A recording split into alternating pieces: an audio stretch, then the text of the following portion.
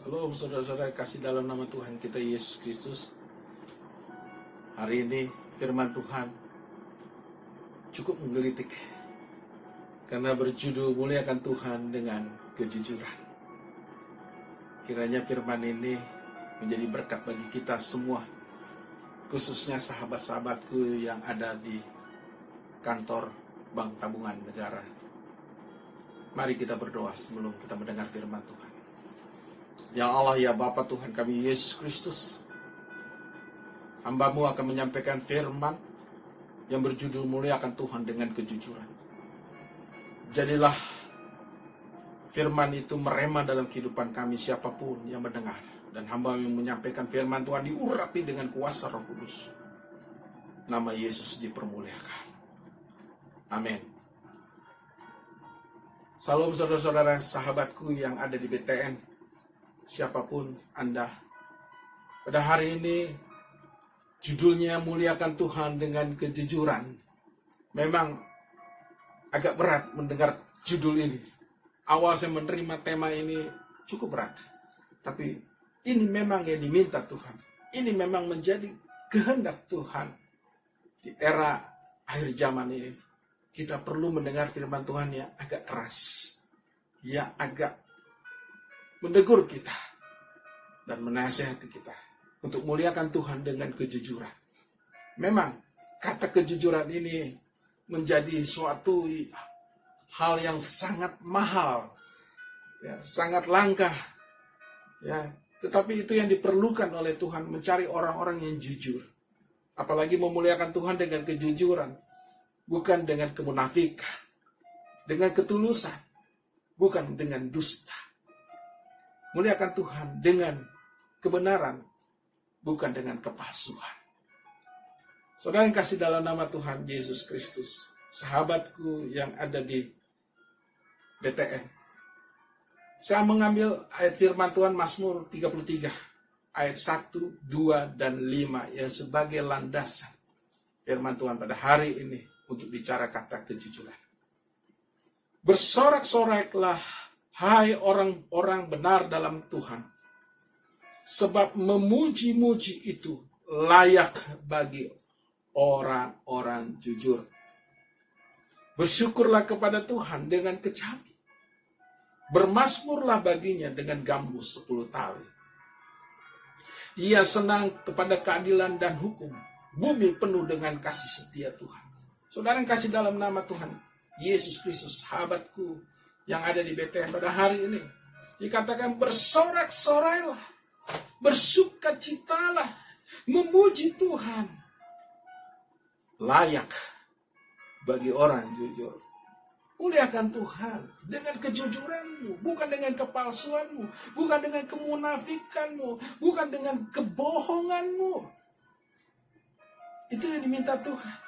Dikatakan bersyukurlah kepada Tuhan dengan kecapi, bermazmur baginya dengan gambus 10 tali, dengan seperangkat alat pujian. Wah, luar biasa saudara. Kegirangan yang luar biasa bagi orang-orang yang jujur. Yang dikatakan ia senang, Tuhan senang kepada keadilan dan hukum. Bumi penuh dengan kasih setia Tuhan. Luar biasa. Tuhan senang dengan orang-orang yang melakukan keadilan dan hukumnya. Bumi penuh dengan kasih setia Tuhan. Luar biasa saudara yang kasih dalam nama Tuhan Yesus. Mari kita muliakan Tuhan dengan kejujuran. Tapi persoalannya saudaraku, siapa yang dimaksud dengan orang jujur tersebut? Tadi saya katakan orang jujur dapat memuji Tuhan, menyembah Tuhan. Tapi persoalannya siapa yang dimaksud kategori orang jujur? Menurut firman Tuhan, Yesaya 33, ayat yang ke-15. Saya ulang, Yesaya 33, ayat yang ke-15. Siapa yang dimaksud dengan orang yang jujur? Orang yang hidup dalam kebenaran, yang berbicara dengan jujur, yang menolak untung hasil pemerasan, yang mengebaskan tangannya, supaya jangan menerima suap, yang menutup telinganya, supaya jangan mendengarkan rencana penumpahan darah, yang menutup matanya, supaya jangan melihat kejahatan, Saudara kasih dalam nama Tuhan kita Yesus Kristus, sahabat itu di BTN. Ada 6 poin yang saya catat. Yang pertama, hidup dalam kebenaran firman Tuhan. Ternyata orang yang jujur bukan sekedar dia tidak mencuri, tetapi dia juga harus hidup dalam kebenaran firman Tuhan. Karena firman Tuhan ada hukumnya. Tadi kan saya katakan, Tuhan senang lihat orang yang adil dan melakukan hukum. Jadi orang yang hidup dalam kebenaran firman Tuhan, dia melakukan perintah Tuhan, perintah-perintahnya, bukan satu perintah, seluruh perintah Tuhan, kehendaknya, dan menjauhi larangannya. Itu yang disebut pertama tadi, hidup dalam kebenaran firman Tuhan, yang disebut orang jujur. Yang kedua, berbicara jujur. Nah, ini dia. Tidak ada kebohongan dan tidak ada dusta. Ya, memang lidah ini tidak bertulang. Mudah sekali kita berbohong, mudah sekali kita berdusta. Ya, pada hari ini saya sebagai hamba Tuhan mengajak kita, sahabatku yang ada di Bethlehem, mari kita untuk belajar, ya, berusaha minta Roh Kudus memampukan kita untuk tidak berkata dusta.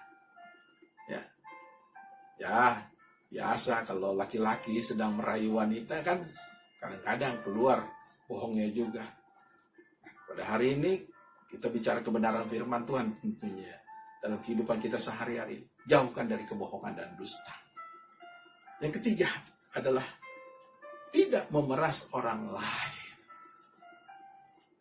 Tidak memeras orang lain. Ya, dalam urusan tertentu, dalam perlakuan tertentu, ya supaya cepat urusannya, supaya beres urusannya, ya kalau mau di bawah meja, ya kita minta senilai sekian supaya urusannya panjang, supaya cepat, maksudnya yang tadinya dikerjakan 1 bulan, tapi karena kita minta, ya bisa dikerjakan dalam waktu seminggu. Seperti itu. Jauhkan dari kehidupan kita orang Kristen. Amin.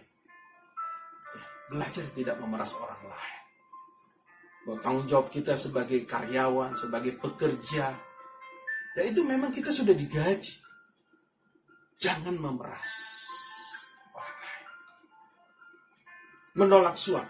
Ya, tadi dikatakan, yang mengebaskan tangannya supaya jangan menerima suap. Nah ini, menolak suap. Tolak suap. Nah, ini kesaksian saya.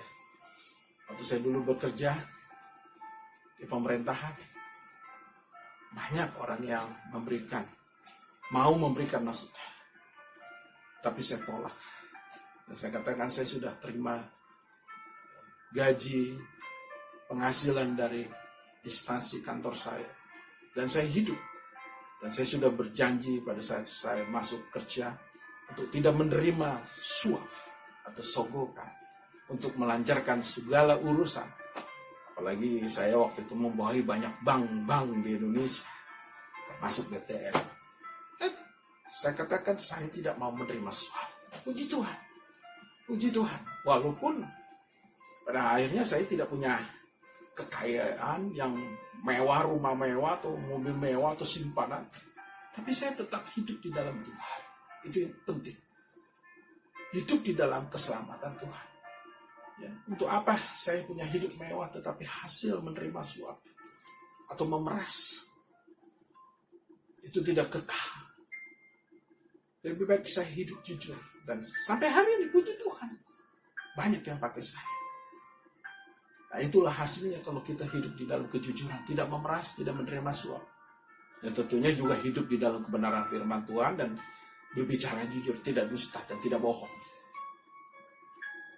Yang berikutnya, yang kelima, tidak ikut dalam rencana pembunuhan. Tidak ikut dalam rencana pembunuhan. Ya, kita tutup. Kalau ada orang mau, lebih baik kita tidak usah. Ya, saya tahu persis waktu zaman saya bekerja. Kalau ada orang yang tidak disukai, menjadi mengganjal maksud saya dalam suatu urusan atau pekerjaan atau program atau proyek, Ya, orang itu disingkirkan. Ya, pada zaman saya itu menyingkirkan itu bukan sekedar hanya pindah jabatan, kadang-kadang ya hilang tanpa jejak. Nah, itu tidak boleh. Tapi saya yakin teman-teman di BTN anak-anak Tuhan yang luar biasa. Katakan amin. Nah, yang terakhir, tidak terlibat kejahatan. Nah, ini yang penting. Tidak terlibat dalam kejahatan. Ya, saya berdoa supaya teman-teman yang ada, sahabat-sahabatku di BTN, jangan sampai terlibat kasus-kasus korupsi dan narkoba. Sungguh memalukan Tuhan kalau kita berstatus sebagai anak Tuhan, kita terlibat kejahatan. Tapi saya katakan ini penting. Karena apa? Kenapa saya sampaikan? Karena ada ayatnya, Yesaya 33 ayat 15. Dan ini terjadi juga. Dan kita tahu beberapa waktu yang lalu, dia sudah 2 kali kena sidang dan masuk penjara. Seorang hamba Tuhan. Hamba Tuhan kena kasus korupsi. Sungguh memalukan. Bukan hanya memalukan secara kekristenan, tapi Tuhan juga malu melihat hambanya seperti itu. Ya. Jadi saya ambil tadi Yesaya 33 ayat 15. Saya ulang, hidup dalam kebenaran firman Tuhan. Kategori jujur, berbicara jujur, tidak dusta, tidak memeras orang lain, menolak suap. Yang kelima, tidak ikut dalam rencana pembunuhan. Dan yang terakhir, tidak terlibat dalam kejahatan. Itulah kejujuran dalam tindak laku, perbuatan, mulut, dan hati. Itu yang disebut kejujuran. Tetapi tidak cukup pada saat ini, itu saja. Yang diminta juga adalah jujur dalam persembahan, jujur dalam hartamu. Ini juga penting. Ya, jujur dalam hartamu. Bukan hanya diminta oleh KPK kita melaporkan harta kekayaan kita, tapi juga kepada Tuhan. Kita perlu jujur dengan harta kita. Saya ambil dari Mazmur 50 ayat 23. Siapa yang mempersembahkan syukur sebagai korban, ia memuliakan aku, kata Tuhan. Siapa yang jujur jalannya, keselamatan yang dari Allah akan kuperlihatkan kepadanya. Memberikan persembahan syukur dengan jujur. Hari ini kita harus belajar bersyukur. Jika saudara baru dipulihkan, mendapat mujizat kesembuhan misalnya, berikan korban syukur pada Tuhan. Anakmu bisa sekolah, ya, sekarang kan masuk tahun ajaran baru, berikan korban syukur.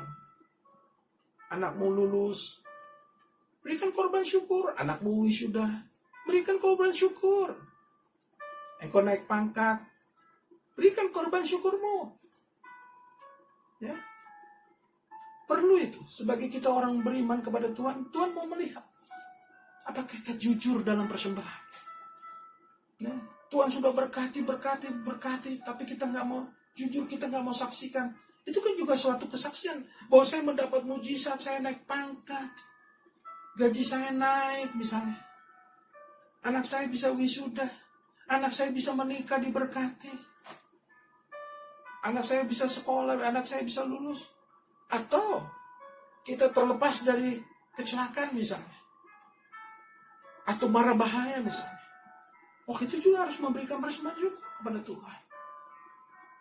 Kita jujur dalam persembahan. Berapa yang kau dapat dari hasil gajimu? Berapa persepuluhan yang kau beri? Itu jujur juga. Jujur dalam persembahan. Yang berikutnya Amsal 3 ayat 9. Nah, ini Amsal 3 ayat 9. Muliakanlah Tuhan dengan hartamu dan dengan hasil pertama dari segala penghasilanmu. Saya ulang lagi. Muliakan Tuhan dengan hartamu. Wah, luar biasa. Dan dengan hasil pertama dari segala penghasilanmu. Jujur dengan hartamu sekarang. Tadi persembahan. Jujur dengan persembahan. Sekarang jujur dengan harta. Kita perlu muliakan Tuhan dengan harta. Ya, saya sebagai hamba Tuhan juga sedih pada hari ini. Saya pernah pulang ke Sumatera, saya orang Sumatera, di mana gereja berlantai tanah, tapi sebelahnya kuburannya, waduh, itu di atas 1 miliar lebih. Ya. Menghormati orang tua bukan pada saat sudah mati, menghormati orang tua pada saat masih hidup. Nenek moyang kita, boleh kita bikin monumen, boleh nggak Pak Pendeta? Boleh.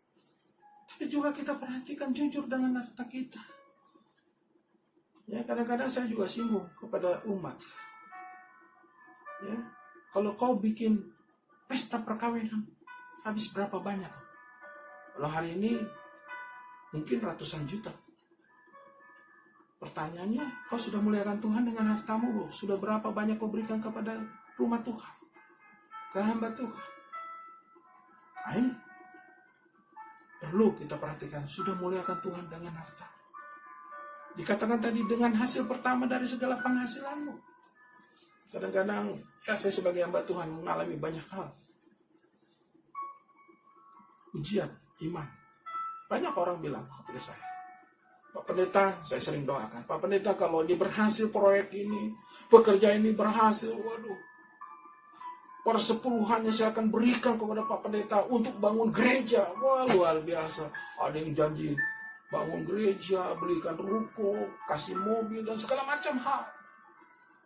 Ya, tapi alhasil, setelah didoakan, setelah berhasil proyeknya, berhasil usahanya, pekerjaannya luar biasa, lupa tuh dengan janjinya, lupa dengan nazarnya.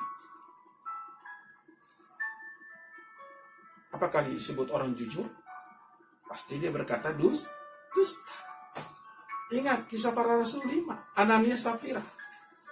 Bagaimana dia mati di depan Rasul Petrus. Dia katakan, wah saya mau menjual tanah saya, 100% saya akan berikan di depan kaki Rasul. Tapi nyatanya nggak sampai 100% dia berikan. Dan dia berbohong. Pada Petrus bilang, kalau kau nggak ikhlas 100%, kau bisa kau berikan hanya berapa persen sesuai dengan keikhlasanmu. Dan Tuhan tidak menuntut ketulusan dan keikhlasan. Pada akhirnya mati. Ini mau menunjukkan apa? Menunjukkan bahwa kejujuran dengan harta itu sangat penting. Bukan hanya sikap tidak laku mulut dan hati yang tadi saya katakan dari Yesaya 33. Tetapi juga perlu dari Mazmur 50 ayat 23 dan Amsal 3 ayat 9. Diperlukan orang yang jujur dalam persembahan dan jujur dengan hartanya. Yang terakhir, panggilan. Renungan pada saat ini, setelah khotbah tadi saya sampaikan. Jadilah orang yang berlaku jujur dalam tindakan, mulut, dan hati. Jadilah orang yang jujur dalam tindakan, mulut, dan hati. Ada 6 poin tadi saya katakan dalam Yesaya 33. Yaitu, hidup dalam kebenaran firman Tuhan.